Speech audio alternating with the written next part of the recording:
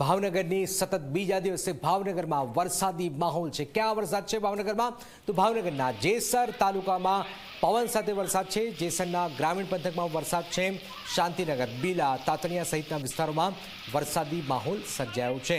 તો આજે સતત બીજા દિવસે વરસાદી માહોલ છે। ભાવનગરમાં પણ આજે વરસાદી માહોલ સર્જાયો છે। ચોમાસાનું આગમન, ભારે પવન અને પવન સાથે વરસાદ છે। નવનીત જોડાયા છે। નવનીત, ભાવનગરમાં ક્યાં ક્યાં કેટલો વરસાદ છે?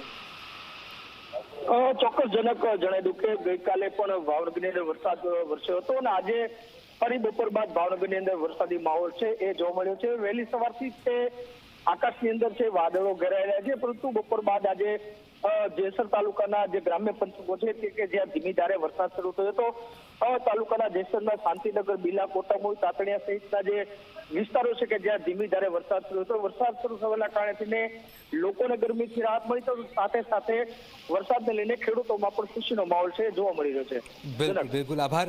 તો સતત વરસાદી માહોલ છે ભાવનગરમાં। આજે ભારે પવન સાથે વરસાદી માહોલ સર્જાયો છે।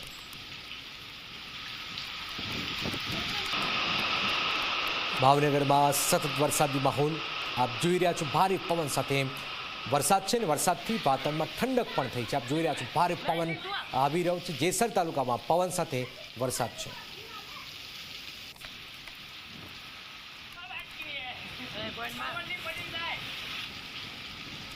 અમરેલી અને ભાવનગરમાં આજે વરસાદી માહોલ સર્જાયો છે। સતત વરસાદી માહોલ છે, ભારે પવન છે।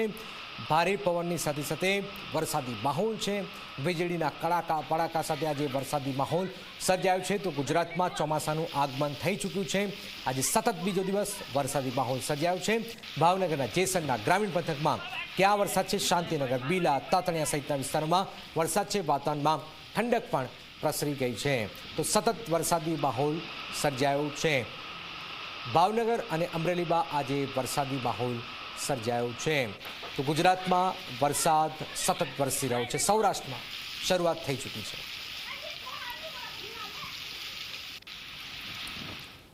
તો રાજકોટના